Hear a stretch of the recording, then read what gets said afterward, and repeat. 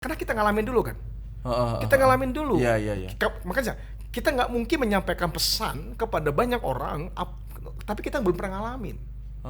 Nah, memang penting banget. Namanya juga jadi Kristen. Kenapa lo Kristen? Ya pasti kan karena kamu ngalamin, engkau diampuni, engkau diselamatkan, Iya, engkau.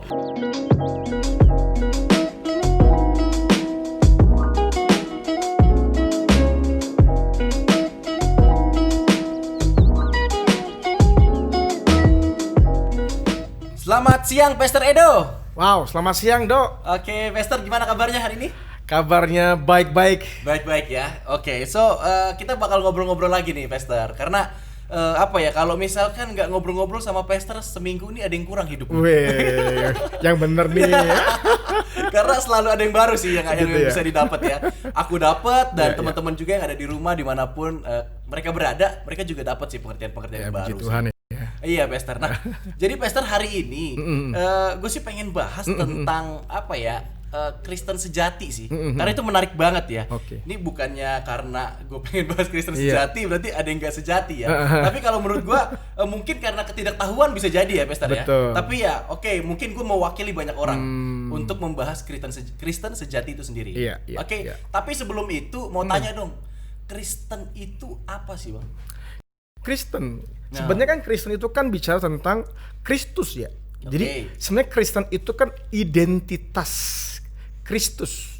Jadi bagaimana kita melihat, mengidentifikasikan sifat, karakter gitu kan ya, nilai-nilai yang ada pada pribadi Yesus sebenarnya. Sehingga pada waktu itu orang-orang menyebut mereka Kristen karena mereka mengikuti cara kehidupan Yesus. Sebenarnya itu inti dari kekristenan sebenarnya awal mulanya. Oh, intinya memang ke situ ya. Karena Yes. kan memang kita Kristen tuh kan kadang ada yang ikut orang tua ya. Iya. Kita dilahirin dari keluarga Kristen. Akhirnya kita ngelihat gaya hidup Kristen begini. Akhirnya kita jeplak habis. Iya. Gitu kan. Makanya kenapa gue pengen banget bahas Kristen sejati. Nah, jadi gini. Kita kan udah lama Kristen tuh dari kecil ya, Bang ya. Iya. Kita Kristen udah lama banget lah dari dalam kandungan. Bahkan sebelum kandungan lagi, Dok. Ya, sebelum kandungan ya, Bang ya. Nah, tapi dilihat-lihat tuh Kristen tuh pasti ada banyak tipenya, ada banyak jenisnya, tergantung di mana mereka dibesarkan. Alirannya lah. Alirannya ya nggak sih? Dia dilahirin dari keluarga Kristen yang seperti itu Iya, dan akhirnya dia ngikutin. Nah, tapi dari aku sendiri nih, gue pengen tahu nih, Bang. Kristen sejati itu seperti apa gitu? Maksudnya Kristen yang sebenarnya yang Tuhan mau tuh seperti apa sih dengan banyak tipe-tipe kayak gini? Bukannya mau menghakimi ya, tapi pengen tahu aja, Pastor. Kristen yang Tuhan mau. Ya, nah sebenarnya memang kan Kristen itu kan berkembang ya dari awal mulanya muncul tuh, kemudian kadang-kadang kan mulai banyak hal-hal yang bercampur aduk, habis itu tiba-tiba dimurnikan kembali, mengembalikan kehidupan kepada iman yang sejati seperti apa. Ya, zaman dulu aja kita mengenal, semua orang tahu lah namanya Martin Luther gitu ya. Betul. Munculnya kegerakan Protestan itu kan dari Martin Luther gitu kan, mengembalikan iman yang sejati seperti apa. Nah, tapi kan sebelum sudah ada dong. Kisah para rasul juga sudah ada ya gitu. Kenapa itu terjadi? Ya kadang-kadang itulah oleh karena kultur gitu, budaya, kemudian politik yang pada masa seperti ini. Kadang-kadang ada banyak nilai-nilai awal itu hilang gitu loh. Nah, itu tertimbun dengan segala sesuatu pemikiran-pemikiran manusia gitu loh. Ide-ide tergantung yang berkuasa siapa. Nah, itu kadang-kadang kan punya pengaruh banget ya. Akhirnya kita yang lahir atau pribadi-pribadi yang dilahirkan itu nggak ngerti apa-apa, ngikut aja. Ujungnya begitu. Nah, jadi makanya akhirnya banyaklah aliran-aliran atau misalnya kalau tadi dibilang tipe-tipe ya, bukan tipe sebenarnya, memang ya variasi kekristenan lah gitu, macam-macam ya. Nah, tapi sebenarnya sederhana, kita nggak perlu saling pembenaran mana yang benar mana yang enggak gitu. Tapi sebenarnya kita belajar gini, apa sih intinya kan gitu. Intinya itu yang penting gitu loh. Inti yang pertama itu yang pasti kalau kita mengidentifikasikan Kristus, Yesus, ketika dia ada di bumi, apa sih yang dilakukan dia? Kan sederhana. Yang pertama, Yesus itu datang, ngapain? Dia cerita tentang hubungannya. Yang pertama, dia cerita hubungannya dengan Bapaknya. Berarti kekristenan bicara tentang bagaimana kita punya relationship dengan Tuhan, dengan Bapa di surga. Jadi kita harus bersekutu dengan Tuhan. Intinya gitu loh. Betul. Jadi segala sesuatu yang tidak bersekutu dengan Bapa, ya artinya kita nggak mengerti apa itu kekristenan. Karena Yesus selalu bicara dia bicara tentang kehendak Bapaknya, dia bicara tentang apa yang kulakukan, aku lihat dari Bapakku gitu loh. Bahkan dia berkata dia berasal dari Bapaknya kan gitu loh. Dia diutus oleh Bapaknya. Jadi segala tindak tanduk Yesus, dia selalu bicara tentang keberadaan Bapaknya. Jadi dia nggak sendirian, dia nggak ujuk-ujuk nih, gue Yesus nih ya, gue sendirian nih, gue juru selamat. Enggak. Dia selalu menceritakan tentang Bapaknya, sehingga akhirnya kita menyadari bahwa Yesus selalu bicara tentang apa? Hubungan dengan Bapa. Gitu loh. Tapi memang itu udah jadi satu keharusan kita punya hubungan sama Bapa. Ya pasti. Kalau emang mau seperti Kristus.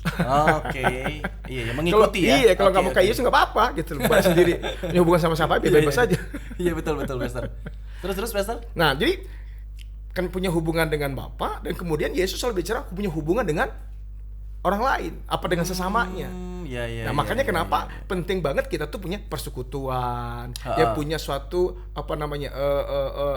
kerjasama gitu dalam sebuah tim. Makanya kadang-kadang kita ada komsel bareng-bareng, ada bareng-bareng, kita ada pemuritan bareng-bareng. Tujuannya itu kan kebersamaan, ya kan? Relationship dengan Tuhan, relationship dengan sesama. Makanya Yesus itu nggak pernah sendirian. Dia juga selalu punya orang-orang sekitar dia gitu loh. Ada orang-orang yang di mana dia bersekutu bersama-sama. Dia nggak sendirian. Ada waktu dia bersekutu dengan Bapa, ada waktu bersekutu dengan timnya dia gitu loh. Nah, makanya ini penting. Jadi jangan sampai kita Kristen tapi kita cuma datang ke gereja, datang ke gereja, jadi nggak ada waktu. Atau setidaknya kita aktif banget ya, pelayan aktif, segala sesuatu aktif, tapi kita nggak pernah punya waktu dengan Bapa kita di sorga, nggak punya waktu dengan Tuhan, nggak punya hubungan dengan Tuhan. Nah, berarti kan kita sebenarnya nggak ngerti apa itu kekristenan. Gitu. Iya. Hubungan ya. Berarti kalau hubungan. Misalkan kan hubungan sama Bapa, hubungan sama sesama. Betul.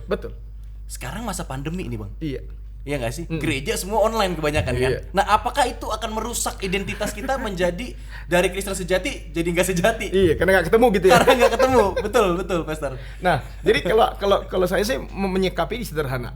Kata hubungan atau misalnya kita punya relationship satu sama lain kan, itu kan nggak dibatasin dengan jarak dan waktu lah gitu kan. Karena sekarang ya teknologi canggih banget, kita bisa ketemu melalui Zoom gitu, kita ketemu melalui Instagram atau live IG segala macam. Sah-sah saja kok. Dan memang kondisi mungkin mau gimana. Tapi kan di dalamnya kan kita sedang memiliki sebuah hubungan satu sama lain. Kita sedang saling mengenal satu sama lain. Yang penting memang kita punya progres di dalam hubungan kita. Ada yang kita kerjakan bersama-sama. Kita nggak kesepian. Kita selalu berbagi satu sama lain. Nah, itu penting banget ya. Yang penting intinya punya hubungan. Lo mau online mau offline, lo punya hubungan. Iya betul. Kadang yang offline juga nggak punya hubungan. Sama aja bohong gitu kan, diem-dieman gitu kan. Gereja duduk ya kan, nyanyi sembah Tuhan, pulang. Terus ngapain lo? Itu bukan orang Kristen yang punya hubungan seperti itu. Berarti nggak ada alasan online offline ya? Nggak ada alasan. Yang penting lo punya hubungan baik. Lo punya hubungan. Betul. Dan itu tadi yang relasi ya? Apakah hanya relasi, Pastor? Enggak, memang ada beberapa sih sebenarnya. Itu yang pertama. Pasti Yesus selalu bicara tentang relasi. Nah, kedua, Yesus itu ketika dia ada di muka bumi, dia selalu kita lihat itu punya compassion, punya belas kasihan. Dia tuh selalu care sama banyak orang, selalu peduli dengan jiwa-jiwa, selalu peduli dengan orang lain gitu. Nah, kadang-kadang kita ke Kristen kita tuh cuek, cenderung eksklusif. Kenapa? Nggak penting kita. Kenapa? Ini kekristenan. Nah, kekristenan seakan-akan ngumpulin hanya orang Kristen saja. Nggak begitu. Terus bagaimana berbagi? Tadi kan dibilang pertama kita punya hubungan Bapa, punya hubungan dengan sesama. Sesama artinya kita sama-sama seiman gitu kan. Makanya kita kerjasama. Tapi yang kedua juga, Yesus itu selalu kita lihat selalu ingin bertemu dengan orang-orang baru, ketemu orang-orang yang nggak dikenal, ingin berbagi, ingin cerita, ingin melayani mereka, ingin menolong mereka, ingin berbuat sesuatu yang bisa mengubah hidup mereka. Nah, itu sebabnya kita pun sebagai orang Kristen harusnya memiliki hal yang kedua ini, selalu ingin melihat orang-orang di sekitar kita, ingin bantu mereka kalau mereka mengalami masalah, mereka mengalami kekurangan, kalau mereka sakit. Dan kita selalu ingin tergerak hati kita. Nah, Yesus, kalau orang yang sakit dia tergerak hatinya. Orang yang nggak makan dia tergerak hatinya. Orang yang bahkan berdosa pun dia tergerak hatinya. Soalnya kita ingin berbuat sesuatu yang banyak banget di luar sana. Itu kekristenan kalau kita bicara tentang yang kedua tadi. Belas kasihan. Nah, kalau misalkan gue join sama komunitas sosial, itu belas kasihan juga, Bang, bantu-bantu orang itu udah Itu menjadi bisa dikatakan juga nggak itu gue jadi Kristen sejati? Ya pasti, setidaknya itu kita punya ya. Entah kita tergerak ingin membuat sebuah panti, kita ingin tergerak ingin membuat sebuah komunitas. Betul. Yang penting nampungin mereka dulu. Ada sesuatu tindakan dulu yang kita pengen bangun. Ada kepedulian gitu ya, bahwa kita ini nggak hidup sendirian, kita ingin menolong. Ya, nah, kita kan dapat kasih dari Tuhan. Kita mau kasih ke siapa? Betul. Ya pasti kan kepada banyak orang gitu. Apalagi masa cuma kasih ke orang-orang yang sudah beriman juga. Dan enggak orang-orang yang tidak mengenal Yesus pun kita akan berbagi sama mereka, menolong mereka, ya kan? Ya, tapi nggak cukup di situ juga, Dok, sebenarnya. Karena kita nggak cukup cuma sekedar punya belas kasihan sama banyak orang. Tapi penting yang ketiga, Yesus selama di muka bumi ngapain dia? Nyampaikan pesan. Makanya dia bilang bertobatlah sebab kerajaan Allah sudah dekat. Jadi kita harus juga menyampaikan pesan, gitu loh. Jadi jangan cuma belas kasihan, tapi pesannya apa? Pesannya apa? Tuhan mengampuni hidupmu. Ya, Tuhan mengasihi engkau. Jadi karya Yesus pun harus disampaikan. Yesus mati buat hidupmu. Dan Yesus telah menanggung semua kesalahanmu. Dan kita boleh kembali bersekutu dengan Bapa. Itu kan pesan. Betul. Nah, kalau kita nggak punya pesan, kadang-kadang ada banyak kekristenan atau sebagai anak Tuhan kita tuh kadang-kadang nggak nyampaikan pesan itu. Pesan tentang perdamaian. Sudah berdamai nggak kita dengan Bapa kita di surga? Nah, Yesus, pesan itulah yang harus disampaikan. Yesus selalu bicara pesan itu. Nah pesan itu memang nggak hanya untuk orang-orang khusus ya, Bang. Kayak kita baca di Alkitab, mungkin jangan-jangan nih hanya rasul-rasul aja nih yang kirim pesan gitu kan. Apakah kita juga memang secara umum semua orang Kristen itu memang harus? Pasti. Kenapa? Karena kita ngalamin dulu kan. Kita ngalamin dulu. Makanya kita nggak mungkin menyampaikan pesan kepada banyak orang tapi kita belum pernah ngalamin. Nah, memang penting banget. Namanya juga jadi Kristen. Kenapa lo Kristen? Ya pasti kan karena kamu ngalamin, engkau diampuni, engkau diselamatkan, engkau merasa dimiliki, engkau merasa berarti, ya karena Bapa menerima engkau apa adanya, dan kita sekarang bersekutu dengan Bapa. Nah, itu kan sesuatu yang luar biasa kalau kita ngalamin. Nah, tapi pesan itu sampai nggak ke orang lain. Nah, kalau kita nggak nyampaikan pesan itu, terus mengapain kita bersekutu atau kita juga membuat segala sesuatu komunitas, tapi pesannya nggak sampai. Tetap aja mereka akan hancur hidup mereka. Tetap aja mereka jadi orang yang lintas kesepian. Iya, betul. Berarti belas kasihan tanpa pesan kayak ya akhirnya kita sama kayak orang dunia gitu ya. Iya, cuma sosial ya, Bang ya, hanya baik ya. Berarti tadi udah ada relation, ada belas kasihan dan menyampaikan pesan. Iya, seru. 3 itu aja, Bang? Satu lagi ada, sorry. Terakhir gitu. Setiap orang sudah menyampaikan pesan. Nah, kalau orang terima bagaimana? Nah, kan ada follow up tindak lanjutnya. Makanya akhirnya orang harus dimuridkan. Kristen sejati harus menyadarin bahwa kita harus terlibat dong untuk bisa membimbing hidup orang. Sederhananya bimbing orang lah. Iya. Ya enggak? Nah, kalau kita kan pernah kuliah ya. Kan sederhana. Setiap kuliah itu semester 1 atau tingkat 1 semester awal, kalau maba masuk kayak gitu kan. Pasti kita yang di atasnya tingkat 1, tingkat 2 ya, tingkat 2 lah biasanya, tingkat 2 atau tingkat 3 kita kan pasti ngospek tuh. Betul. Ngapain intinya? Mengedukasi, memberikan arahan, menolong mereka, gini loh Dek, gitu loh. Kampus tuh begini-gini loh, kuliahan nih gini-gini loh, ya kan? Tapi walaupun ya kadang-kadang banyaknya nggak bener juga ya, malah dipukulin gitu kan. Zaman dulu, sekarang nggak ada.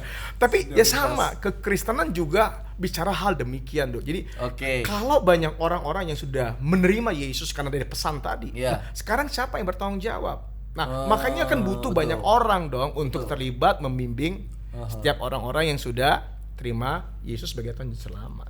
Jadi penting bagi saya memuridkan. Jadi 4 hal itu penting banget.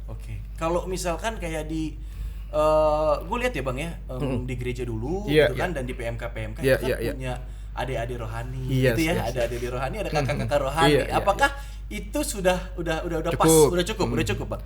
Nah, memang kadang ya kita butuh namanya langkah-langkah gitu ya, batu loncatan juga. Nah, kalau di kampus kan memang kan namanya kampus. Dia akan ada di situ selama di kampus. Apakah orang selama di kampus? Kan enggak juga dong, berarti nggak masuk abadi dong. Jadi kampus mengerjakan bagian mereka, memastikan, memperkenalkan Kristus sama mereka gitu. Boleh sih ada kakak-kakak PA kalau zaman dulu. Nah, tapi kan kalau selesai itu bagaimana? Apa follow up-nya? Betul, Apakah betul, PMK bertanggung jawab sampai selama-lamanya? Nggak mungkin juga kan. Nah, Betul. makanya harus disadarin tiap kita tertanam dalam gereja lokal gitu loh. After kita selesai lulus, kita bekerja. Nah, sekarang carilah sendiri. Lo mau tertanam di gereja mana gitu loh. Gereja mana harus tertanam supaya kita melanjutkan ya kehidupan kita di dalam Kristus gitu loh. Di mana kita bisa dimuridkan dan memuridkan juga. Wow, oke. Kita dimuridkan dan kita juga memuridkan ya Bang, nggak menahan dalam kehidupan kita ya. Oke, berarti udah aku simpulin nih Bang. Jadi ada 4 berarti ya untuk menjadi Kristen sejati. Betul. Ada relation, itu ada hubungan dengan Bapa, ada hubungan dengan sesama. Betul. Dan yang kedua ada belas kasihan dengan jiwa-jiwa. Dan yang ketiga ada menyampaikan pesan. Jadi jangan sampai kalau misalkan kita punya belas kasihan, udah banyak menampung ya Bang ya. Kadang kita banyak orang Kristen kan buat wadah ya. Tapi jangan sampai pesannya itu nggak tersampaikan. Masalahnya orang terima nggak terima nggak masalah, Dok. Bukan urusan kita ya? Bukan urusan kita, namanya kan menyampaikan. Pesan itu kan harus namanya pesan dari sorga, pesan dari Bapa. Iya betul. Pesan betul. Jangan makan kebanyakan ya. Serah kamu mau makan atau enggak. betul. Ya enggak ya. Jadi tergantung kita punya pesan, tapi kita kasih tahu. Nah, makanya jadi kita juga bukan ingin menghakimi orang, ingin maksa orang pindah agama atau misalnya pindah keyakinan atau ingin menganggap bahwa kamu nggak benar, saya benar gitu loh. Bukan begitu, tapi tujuannya kita nyampein pesan aja. Wow, oke. Baru dimuridkan gitu ya. Berarti bukan urusan kita hasilnya apa? Bukan. Tugas kita untuk menjadi Kristen sejati adalah hanya menyampaikan saja. Oke. Relation, belas kasihan, menyampaikan pesan dan memuridkan dan dimuridkan. Oke, Bang. Jadi 4 pesan itu ya, Bang ya. Yes. Dan kalau aku pengen pengen tanya lagi, Bang. Ketika 4 ini nggak kita jalanin, aku pengen nanya apa dampaknya menurut Abang ya? Ketika nggak ada Kristen sejati, nggak ada orang yang menjalani dan menghidupi 4 ini, apa dampaknya? Ya dampaknya pasti timpang. Terjadi ketimpangan. Iya. Loh, terserah kita mau di mana. Misalnya kalau di awal kita misalnya kita nggak lakukan, nggak punya hubungan dengan Bapak, terus bagaimana? Bagaimana kita bisa membagikan kasih kita kepada orang? Kan timpang banget. Ya, atau kita dapatkan punya relationship dengan Tuhan, tapi ujung-ujung kita nggak nyampe pesan, terus nyangkut. Jadi ini sesuatu sifatnya circle gitu loh, nggak bisa terputus. Satu sama lain saling berkaitan. Nah bayangkan kalau tiap orang Kristen di dunia ini ya terlibat di dalam 4 hal ini, bayangin sorga dekat banget. Wow, betul. Orang-orang akan melihat bagaimana kehidupan Kristenan. Nah tapi yang selama ini terjadi masih banyak yang tidak tidak menyadarin yang namanya sejati itu seperti apa. Nah mari kita ke arahnya ke sana ya, identitas Kristen itu kan pada Kristus, mengidentifikasikan apa yang ada pada Yesus. Itu ada cukup kok sebenarnya. Sisanya kan ya tambahan-tambahan. Ya kan bagaimana kita mulai belajar untuk bisa punya program-program. Enggak ada yang salah program gereja, enggak masalah. Silakan saja apa program gereja. Mau doktrinya bagaimana aja ya, selagi itu dasar firman Tuhan enggak masalah. Tapi inilah inti kekristenan sebenarnya. Iya. Gitu sih, Dok. Apapun yang memperlengkapi ya it's okay, tapi tetap intinya 4 hal ini yang harus kita punya ya. Betul. Oke, untuk jadi Kristen yang sejati. Yes. Nah, itu tadi obrolan sama Pastor Edo. Tapi Pastor mau dong closing statement buat orang-orang yang mungkin masih terjebak di Kristen yang enggak sejati. Ya. Nah, saya cuma rindu begini. Mari kita menyadarin bahwa ketika kita menjadi seorang Kristen, kita itu selalu diidentikan dengan Kristus. Mari lihat pada Yesus. Seperti apa Yesus. Ya, maka jadilah seperti Yesus. Tuhan Yesus memberkati, itu aja sih. Wow, keren banget. Tadi itu dia obrolan-obrolan seru di mana kita membahas tentang Kristen sejati yang tadi Pastor Edo bagiin dan mungkin itu bisa menyegarkan kembali untuk setiap kita orang Kristen dimanapun kita berada, dimanapun kalian berada, supaya kita sama-sama menghidupi inti kekristenan supaya kita bisa jadi dampak buat banyak orang. Oke, gitu aja Pastor ya. Thank you buat ngobrol-ngobrolnya hari ini. Dan God bless you. Yes, bye.